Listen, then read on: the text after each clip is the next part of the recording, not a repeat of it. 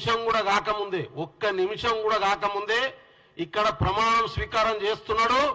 అక్కడ బారికెట్లు తొలగినాయి. ప్రజలకు పట్టించుకోకుండా ప్రజల్ని దోసుకోవడమే ఎజెండాగా పెట్టుకొని సొంత ఆస్తుల్ని, సొంత ఫామ్ హౌజుల్ని, పెట్రోల్ బంకులో పనిచేసే కేటీఆర్ కూడా సొంత ఫామ్ హౌస్ని తయారు చేసుకున్నటువంటి వ్యక్తి ఇవాళ కాంగ్రెస్ ఇచ్చిన హామీలు 420 హామీలు అంటున్నాడు. నేనేమన్నా మీకు ఏమైనా సిగ్గుశరం అనిపిస్తలేదా? ఏమైనా సిగ్గుపడాలే కదా. మనం మాట్లాడేది ప్రజలు వింటారు, మనం చెప్పేది ప్రజలు వింటారు, మనల్ని ఏమనుకుంటారు.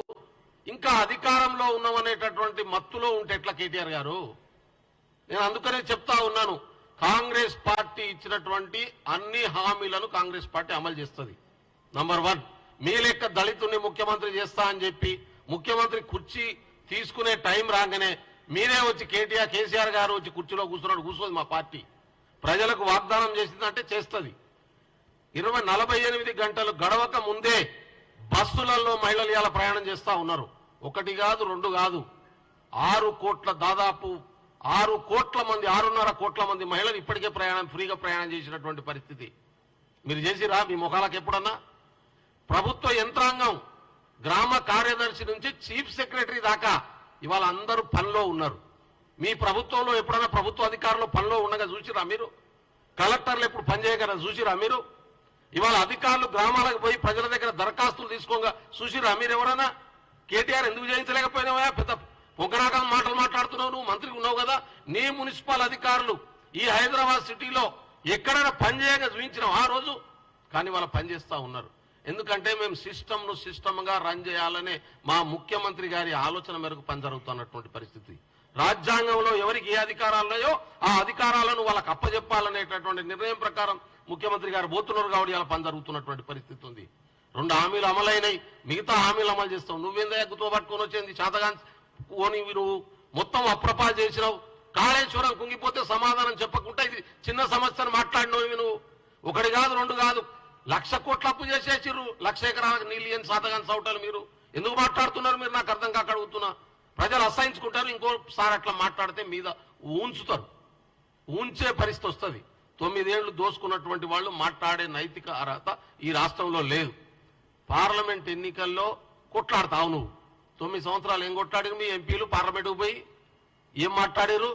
ఒక్క పనన్నా విభజన చట్టంలో కాంగ్రెస్ ఇచ్చిన ఒక్క హామీనన్నా చట్టాన్ని అమలు చేసుకోవడం చేతగాలే. నీ ప్రభుత్వానికి కాలే, నీ ఎంపీలకు కాలే. ఇక నువ్వు పోయి కొట్లాడేదే ఉంది.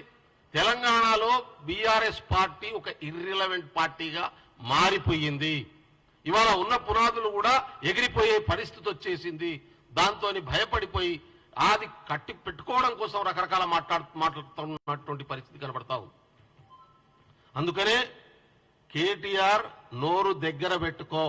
పిచ్చి మాటలు మాట్లాడితే ఖచ్చితంగా సమాధానం చెప్పాల్సినటువంటి పరిస్థితి ఉంది.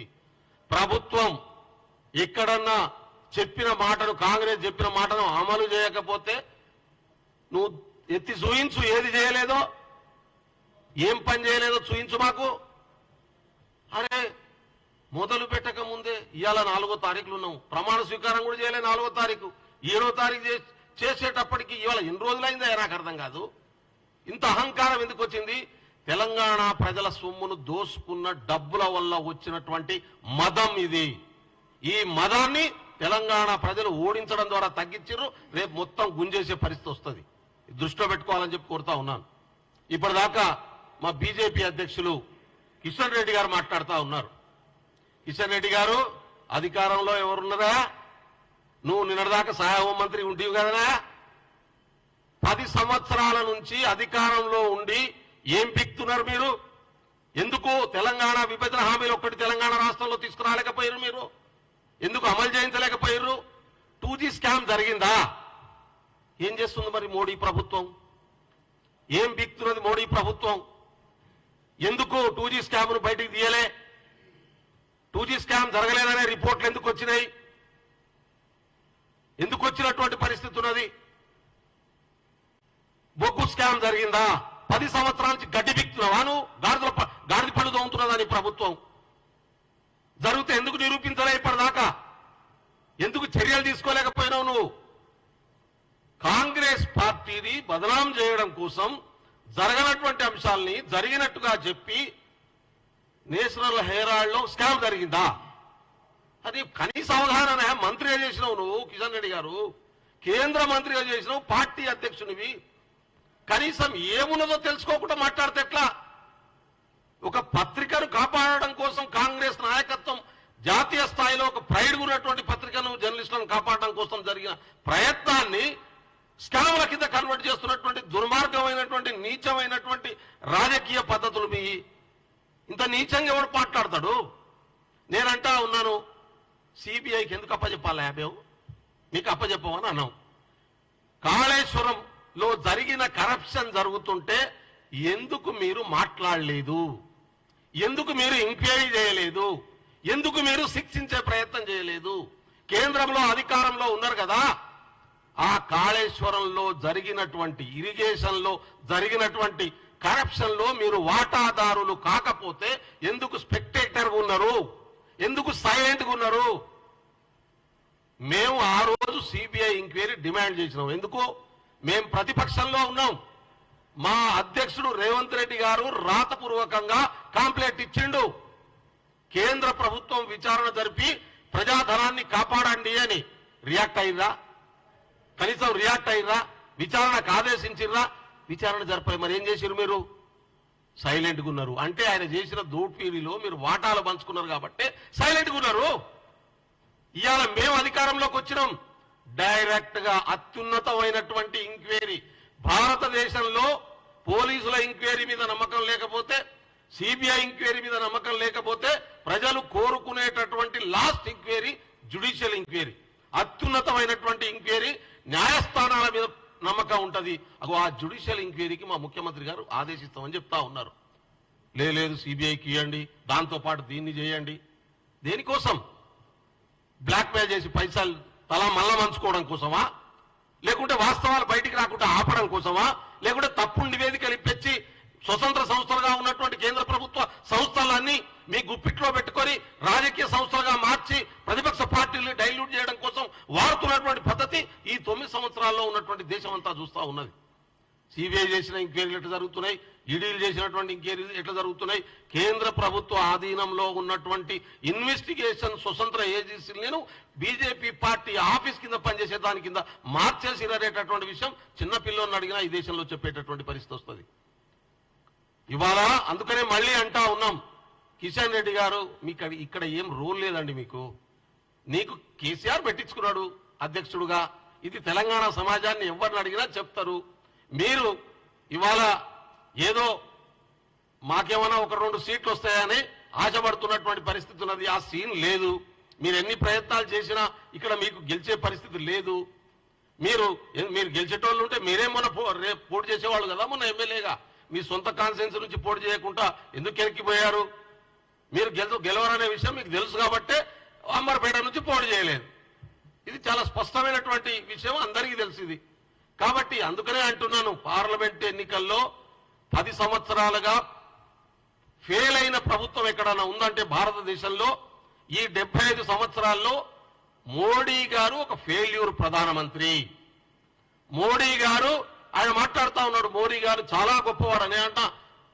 అత్యధికంగా భారతదేశంలో పేదోళ్ళు తయారు కావడానికి మోడీ విధానాలు కారణం. 1 కాదు 2 కాదు. కేసీఆర్ గారు చేసినటువంటి అప్పులు ఎక్కడున్నాయో మనకు తెలుసు. 1,30,00,000 కోట్ల అప్పులు చేసిండు కదా ఈ దేశంలో ప్రధానమంత్రి మోడీ. ఆయన వచ్చినాక ప్రధాని అయినాక ఎటు తీసుకుపోయారు?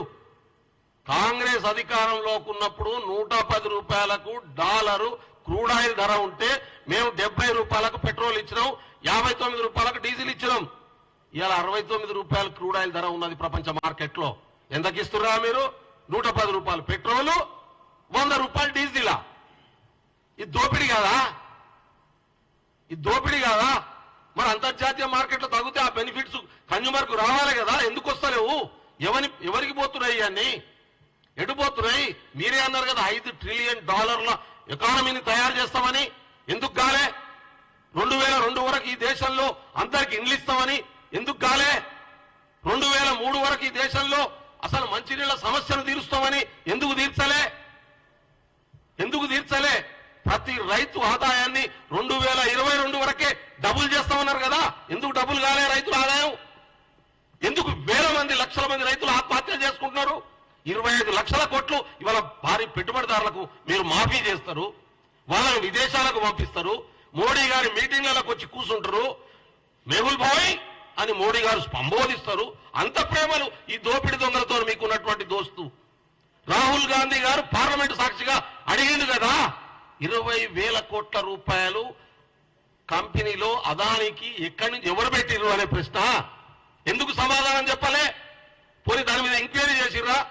దోపిడీ దొంగలకు, కేంద్రంలో బడా దోపిడీ దొంగలకు కేర్ ఆఫ్ అడ్రస్ ఇవాళ మోడీ గారు, వాళ్ళ ప్రొటెక్టరే మోడీ గారు, బీజేపీ ప్రభుత్వం. ఇది దేశానికి అర్థమవుతున్నటువంటి పరిస్థితి ఉంది. అందుకనే చెప్తా ఉన్నాం, బీజేపీ పార్టీకి తెలంగాణలో ఏ రూలు లేదు, మీకు ఒక్క సీటు కూడా రాదు, మీరెంత అరిచినా వచ్చేదేం లేదు. రేవంత్ రెడ్డి గారు మిమ్మల్ని అవమానం చేస్తూ మాట్లాడినరా? ఎక్కడ మాట్లాడిండన్నా? ఏడ మాట్లాడిండు రేవంత్ రెడ్డి గారు? ఆయన మేము ప్రభుత్వంలో ఉన్నాం, జ్యుడిషియల్ ఎంక్వైరీ చేస్తామని చెప్పిండు. జ్యుడిషియల్ ఎంక్వైరీ ఎందుకు వద్దనుకుంటారా మీరు? జ్యుడిషియల్ ఎంక్వైరీ చెప్పండి నాకు. కాళేశ్వరంలో జరిగిన అవినీతి మీద, ఇరిగేషన్ లో జరిగినటువంటి అవినీతి మీద, వివిధ శాఖల్లో జరుగుతున్నటువంటి అవినీతి మీద ఇవాళ ఒక్కొక్కటి బయటికి తీసుకొస్తా ఉంటే ఎందుకు టీఆర్ఎస్ జంకడంలో ఒక అర్థం ఉన్నది. టీఆర్ఎస్ పార్టీ భయపడడంలో అర్థం ఉంది. బీఆర్ఎస్ పార్టీ ఎందుకంటే వాళ్ళు పాలించారు, వాళ్ళు దోసుకున్నారు కాబట్టి. బీజేపీ ఎందుకు భయపడుతుంది? బీజేపీకి ఏం సంబంధం మీకు పొత్తు లేకుంటే? సందర్భాన్ని బట్టి ప్రత్యక్ష పొత్తులు, పరోక్ష పొత్తులు, ప్రత్యక్ష సహకారాలు, పరోక్ష సహకారాలు. 9.5 సంవత్సరాలుగా 10 సంవత్సరాలుగా భారతదేశం చూస్తుంది, తెలంగాణ చూస్తుంది. సందర్భాన్ని బట్టి, అవసరాన్ని బట్టి ఒకళ్ళొకరు ఎట్లా ప్రొటెక్ట్ చేసుకుంటారు, ఒకళ్ళొకరు ఎట్లా దోసుకుంటారు, ఎట్లా దాచుకుంటారు, ఎట్లా కాపాడుకుంటారు. ఒక దిక్కు బీజేపీ, మధ్యన టీఆర్ఎస్, ఇటువైపు ఎంఐఎం. మీరు అలాయి బలాయి పెట్టుకొని తిరుగుతున్నటువంటి విషయం సమాజంలో తెలంగాణ ప్రజలందరికీ అర్థమైంది. ఇంకా బొంకకుండి, ఇంకా బొంకుతే నంపే పరిస్థితిలో లేరు. ఇప్పుడు మా మిత్రుడు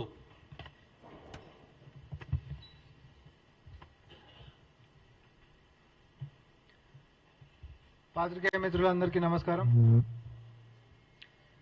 ఈ రాష్ట్రంలోని సర్వోన్నత 420 అయినటువంటి కేటీఆర్ గారు మరి నిన్న కాంగ్రెస్ పార్టీకి సంబంధించినటువంటి హామీలను కూడా ఇట్లా చేతి గుర్తు పెట్టి దాని మీద ఒక 420 అనేటటువంటి దాని ఒక ఇమేజ్ డ్రా చేపించి మరి అందరికీ కూడా పుస్తకాలు లేకపోతే పీడిఎఫ్లలో ప్రజలకు పంపించేటటువంటి ప్రయత్నం చేసిండు. మనందరికీ తెలుసు పచ్చకామర్లోనికి లోకమంతా పచ్చగానే కనిపిస్తుందని. 420 వాళ్ళకి కాంగ్రెస్ హామీలు కూడా 420గానే కనిపిస్తాయి కదా. అవి హామీలు ప్రజలకి మాటిచ్చి తప్పినటువంటివా? కాదు. పోనీ మీ లెక్క 10 సంవత్సరాల నుంచి పొంకరాలు తప్ప, ప్రజల్ని పక్కదారి పట్టించుడు తప్ప, మోసం చేసుడు తప్ప ఏ రోజన్నా ప్రజలకు ఏదైనా మేలు చేసినటువంటి పాపన పోయినటువంటి పరిస్థితి లేదు. కానీ 20% నుంచి 50% దాకా దోసుక తినేటటువంటి మీకు అన్ని 420 లెక్కనే కనిపిస్తాయి. ప్రతి దాంట్లో కమిషన్ లేనిది ఆఖరికి పసిపిల్లల యొక్క పాఠశాలల్లో చదువుకునేటటువంటి మధ్యాహ్నం భోజనం నోటికాడి బుక్కను కూడా దోసుక తిన్నటువంటి 420 కాదు మీరు ఈరోజు కాంగ్రెస్ పార్టీ అధికారంలోకి వచ్చి ప్రజల పక్షాన నిలబడి ప్రజాపాలన చేస్తుంటే క్షేత్రస్థాయిలకు పోయి అధికారం నిలబెట్టించి వారి యొక్క సమస్యల పరిష్కారానికి పూనుకుంటే మరి దొంగలకు మాత్రమే జీర్ణించుకోలేనటువంటి పరిస్థితి వస్తుంది. ప్రజలందరూ స్వాగతిస్తున్నటువంటి అంశాలని కేవలం ఎవరు దీన్ని జీర్ణించుకోలేరు అని అంటే దొంగలు మాత్రమే దీన్ని జీర్ణించుకోలేరు. మేము చెప్తున్నాం, నీళ్ల దగ్గరికి నుంచి మొదలు పెట్టుకుంటే, కరెంటు దగ్గరికి నుంచి మొదలు పెట్టుకుంటే, విద్య అయినా, వైద్యమైనా, ఉపాధి అయినా, ఉద్యోగాలైనా 10 సంవత్సరాల నుంచి 10 కొక్కుల లెక్క పీక తిని ఏ ఒక్క మంచి పని కూడా చేయకుండా ఈరోజు ప్రజలకి నరకం అంటే ఏంటిదో చూపించినందుకే కదా జీర్ణించుకోలేక ప్రజలు మిమ్మల్ని తరిమేసిర్రు. జీర్ణించుకోండి మీ యొక్క పరిపాలన ప్రజలు కదా, అందుకనే కదా తరిమేసిండ్రు. నెల రోజులు కూడా కాలే ఇంకా. కానీ అప్పుడే కేసీఆర్ గారు ముఖ్యమంత్రి లేకపోతే జీర్ణించుకోలేకపోతున్నట. ఎవరు జీర్ణించుకోడు అని అంటే నీ చుట్టుముట్టు ఉండేటటువంటి నీ 420 గాలు మాత్రమే. కాంగ్రెస్ పార్టీకించి మా యొక్క విధి విధానాలు ప్రజల గురించి ప్రజల కోసం మేము ఆఖరికి ప్రగతి భవన్ అని మీ దగ్గర ఉంటున్నటువంటిది ప్రజాభవన్ చేసే దగ్గరికి మొదలు పెట్టుకుంటే గిగ్ వర్కర్ల దాకా మేము ఇస్తున్నటువంటి 5 లక్షల రూపాయలకు సంబంధించిన ఇన్సూరెన్స్ దాకా ఎవరెవరి దగ్గరికి అయితే పోయి సామాన్యంగా బాధ్యత ఉంటున్నటువంటి ప్రతిపక్షాలు ఏం చేస్తాయి? ప్రభుత్వం నుంచి వస్తున్నటువంటి పథకాలను స్వాగతించుకుంటా దాని లోపల ఏదైనా లోపాలు గిట్ట ఉంటే దాన్ని అడ్రస్ చేసేటటువంటి కార్యక్రమం చేస్తారు. అది ప్రజాస్వామ్యానికి మంచిగా ఉంటుంది. కానీ సంక్షేమాలు ప్రజలకు తీసుకొని పోతే కాళ్ళలో కట్టలు పెట్టేటటువంటి మీలాంటి 420 గాళ్ళు ఉల్టా పుస్తకాలు ప్రింట్ చేయించి కాంగ్రెస్ పార్టీని అంటే పోయినసారి మిమ్మల్ని పదవులకించి పక్కకి జరిపిరు, ఈసారి మీ పార్టీనే మరి రాజకీయంలోకించి పక్కకి జరుపుతారు. తస్మాత్ జాగ్రత్త. ఎందుకంటే మీరు చేస్తున్నటువంటి పనులు ఇంకెన్ని సంవత్సరాలు ప్రజల్ని మభ్యపెట్టేటటువంటి ప్రయత్నాలు చేస్తారు. కుటుంబం అంతా కలిసి దోసుకున్నటువంటి పరిస్థితి అందరు చూసిందే కదా. ఆఖరికి ప్రజల పేరు మీద 1-2 ఇది బాగా నోట్ చేసుకోండి. ప్రజల పేరు మీద ప్రజలు పోయే 1-2 పేర్ల మీద కూడా జిహెచ్ఎంసీల మొబైల్ టాయిలెట్లు అని చెప్పి దోసుకుతిన్నటువంటి దొంగలు మీరు కాంగ్రెస్ పార్టీని సంక్షేమాలు ఈరోజు మేము ప్రారంభించి ప్రజలలోకి పోతుంటే తట్టుకోలేక జీర్ణించుకోలేక కాంగ్రెస్ పార్టీని అనేటటువంటి దుస్థితికి దిగజారిపోయినరా. మీ బతుకులకు ఏదైనా ఒకటి సామరస్యంగా లేకపోతే ప్రజలకు అర్థమయ్యేటట్టు ప్రజల కోసం ప్రజల గురించి పాటుపడేటట్టు ఏ ఒక అంశానన్నా ఎత్తుతున్నటువంటి పరిస్థితి ఉందా? మీరు చేయలేదు, మేము చేస్తున్నటువంటి వాళ్ళని చేయనీయకుండా కాళ్ళలో కట్టెలు పెడతారు. దయచేసి మీ బుద్ధి మార్చుకోండి. మీరు బుద్ధి మార్చుకోకపోతే మీ మనుగడకే కష్టమవుతుంది. ఇది ప్రజాస్వామ్యంలో మేము అధికారంలోకి వచ్చిన తర్వాత మీ లెక్కనే గిట్టి ఉంటే మాట్లాడేటటువంటి స్వేచ్ఛా స్వాతంత్రాలు కూడా ఉండకపోవు. నాయకులు అనేటటువంటిది పెద్ద పుడింగి లెక్క వీళ్ళు నియోజకవర్గాలు గతంలో మంత్రులు లెక్క ఉండిపోతే ప్రతిపక్ష నాయకులను అరెస్టులు చేసి పోలీస్ స్టేషన్లలో నిర్బంధం చేసినటువంటి అప్రజాస్వామ్యమైనటువంటి పరిపాలన మనం చూడలేదా? ఇట్లాంటివన్నీ మీరు బంద్ చేసుకోకపోతే మీరు ఎన్నికల కంటే ముంగట ఇవే స్టంట్లు ప్లే చేసిర్రు, సర్కస్ ఆడిరు. ఎన్ని రకాలుగా ఆడిపించాలో ప్రజలకు ఎన్ని రకాల కలర్ సినిమా చూపెట్టాలో చూపెట్టిండ్రు. ప్రజలు వాటిని విశ్వసించకనే కాంగ్రెస్ పార్టీకి పట్టం కట్టి ఆ యొక్క నమ్మకాన్ని మా మీద పెట్టిరు. ఎన్ని కష్టాలలో ఉన్నా ఆర్థిక పరిస్థితిని మీరు కుదేలు చేసినా ఈరోజు రాష్ట్రంలో పరిపాలన విభాగాన్ని మొత్తం ఎట్లా పడతట్లా చిన్నాభిన్నం చేసినా ఒకదాని తర్వాత ఒకటి మళ్ళీ ఇటుక పేర్చినట్టు పేర్చుకుంటూ వచ్చి ప్రజాస్వామ్యాన్ని సంక్షేమాన్ని ఇంకో పక్క అభివృద్ధిని కాపాడేటటువంటి ప్రయత్నం ఈరోజు కాంగ్రెస్ పార్టీ చేస్తుంది. ప్రజలు మొత్తం దాన్ని స్వాగతిస్తున్నారు. కానీ కడుపునొచ్చి మాట్లాడేటువంటి మాటలు మీరు ఇట్లనే కంటిన్యూ చేస్తే ప్రజలే బుద్ధి చెప్తారని నేను చెప్పి తెలియజేసుకుంటూ, మీరు కానీ మీ నాయకులు కానీ first of all Congress party హామీల గురించి మాట్లాడేదానికంటే ముందు, కాంగ్రెస్ పార్టీ హామీల గురించి జీవోలు కావాలనేటటువంటి దానికంటే ముందు మీరు అప్పనంగా పంది కొక్కుల లెక్క ప్రజాస్వామ్యం అనే పేరు చెప్పి పరిపాలనలో దోసుకతిన్నటువంటి ఆస్తుల చిట్టా కూడా చెప్పాలి. ఇక వీళ్ళకి ఏమైనా తోడు దొంగల లెక్క ఆ రాష్ట్రం బొంగనే ఇక కేంద్రం నుంచి డిఫెన్స్ లింక్ కూడా దిగుతాడు. అక్కడ పైకెంచి వస్తారు, వచ్చేసేసి వాళ్ళని అనకంటే ముంగంటే వీళ్ళు మళ్ళీ వచ్చి మాట్లాడతారు. ఎందుకంటే ఇది మొత్తం మీద ఏంటంటే డిస్ట్రాక్ట్ కావాలి కాబట్టి. నేను ఎక్కువ సమయం ఏం తీసుకోను, కానీ కేంద్ర మంత్రి హోదాలో ఉన్నటువంటి కిషన్ రెడ్డి గారికి సూటిగా నావి రెండే ప్రశ్నలు వేస్తా. 10 సంవత్సరాలైంది మీరు కేంద్రంలోకి అధికారంలోకి వచ్చి, నెల రోజులైంది మేము రాష్ట్రంలోకి అధికారంలోకి వచ్చి. మా యొక్క హామీలను ఏమైనా అని చెప్పి బల్లగుద్ది అడిగేదానికంటే ముంగట కాంగ్రెస్ పార్టీ ఇచ్చినటువంటి హామీల మీద మాట్లాడేటటువంటి హక్కు నీకు 10 సంవత్సరాల కంటే ముంగట తెలంగాణ విభజన చట్టంలో తెలంగాణ రాష్ట్రానికి రావాల్సినటువంటి హక్కుల గురించి మేము అడుగుతా ఉన్నాం. మీరు హామీల గురించి మాట్లాడుతున్నారు. 10 సంవత్సరాల కంటే ముంగట మీరు ఇచ్చినటువంటి హక్కుల గురించి మేము అడుగుతున్నాం. బిడ్డ ఫస్ట్ దానికి గురించి సమాధానాలు చెప్పినాక గల్లీలలో తిరుగురి. స్క్రీన్లలో పెట్టి మరి దేవాలయాల్లో రాముల వారికి సంబంధించినటువంటి అయోధ్య గురించి మీరు ఏం పెట్టినా మేము స్వాగతిస్తాం. ఒక కాడ గుడి కడుతున్నారంటే, కానీ తెలంగాణలో మరి భద్రాచలంలో ఉంటున్నటువంటి రాముడు కాదా? ఆడ పురాణాలు లేవా? ఆడ చరిత్ర లేదా? 10 సంవత్సరాల సంది రాముల వారి ఆస్తులు అంటే ఆయన భూములను కూడా కనీసం ఆయనకు దక్కకుండా చేసినటువంటి దుర్మార్గులు మీరు. ఈరోజు అయోధ్యలో కడుతున్నటువంటి గుడికి సంబంధించినటువంటి రాజకీయాలు ఈరోజు పార్లమెంట్ స్థానాల్లో అక్షంతలు అనేటటువంటి పేరుతోటి ఇక్కడికి వస్తున్న దానికంటే ముందు భద్రాచలంలో ఉంటున్నటువంటి రాముల వారికి జరిగినటువంటి అన్యాయం గురించి కూడా మీరు ప్రస్తావన చేయడం కాదు, మీరు చెప్పినాకనే ఈ రోజు ప్రజల ముందుకు ముఖాలు చూపెట్టాలి. ఆఖరికి భద్రాచలంలో రాముల వారి గుడిలో వచ్చేటటువంటి దేనికన్నా పూజలు పునస్కారాలు అంత అయిపోయిన తర్వాత మరి చెత్తకి సంబంధించినటువంటి అంశాలు వస్తే కూడా వేసేటటువంటి జాగలేనటువంటి పరిస్థితి ఆడ.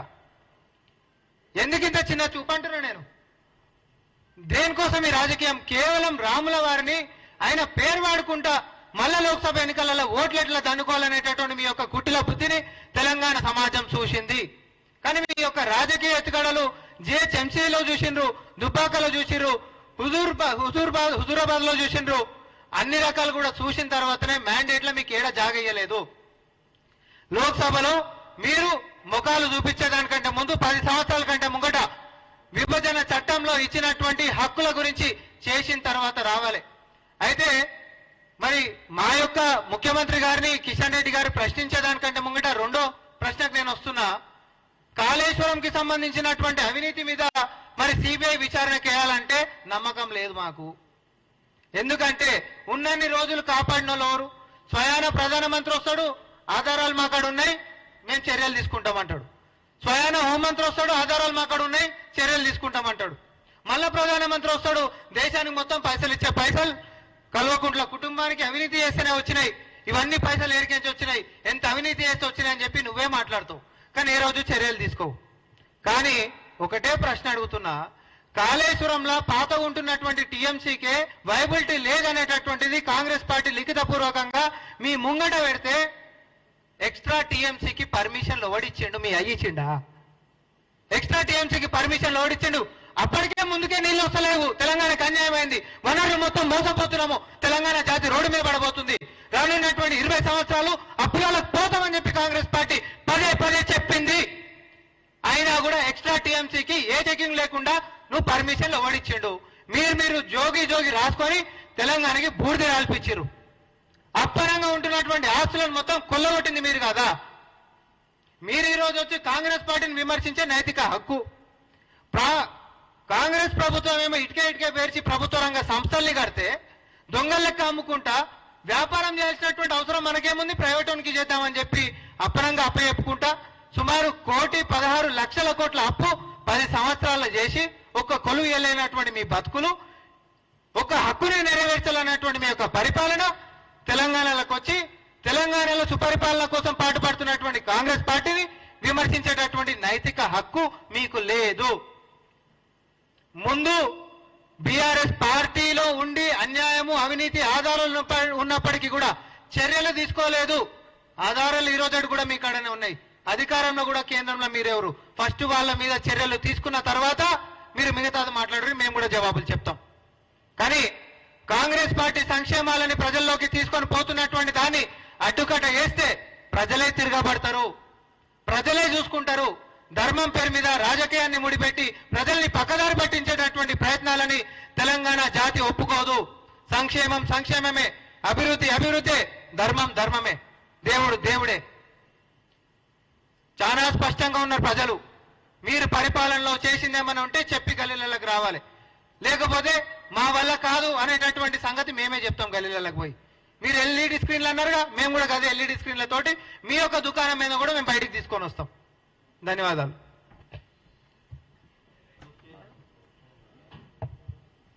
ధన్యవాదాలు.